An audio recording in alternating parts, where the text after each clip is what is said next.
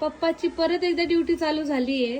तुम्ही बघितलं त्या दिवशी लाईट गेली ती हवा घालून घालून पप्पा झाले होते परेशान. आणि आज परत लाईट गेली आणि आज तर गुरुवार आहे, लाईटीचा भरोसा नाहीये. लाईट संध्याकाळी 5 नंतरच. हम्म. तर आता आम्ही पर्याय काढलाय तर आमच्या टेरेसवरती बसायला. घरात तर लाईट नाहीये आणि त्यामुळे आमचा आजचा व्लॉग पण काय पोस्ट झाला नाहीये. लाईटच गेली तर व्लॉग कसा पोस्ट करायचा. हो ना. त्यामुळे शॉर्ट पोस्ट करू आपण. आणि पिलू झोपले तर आम्ही चाललो टेरेसवरती. हो हे बघा बेडशीट घेऊन चाललोय यात्रायला. चलो मस्तपैकी 5 वाजेपर्यंत आता आराम करू.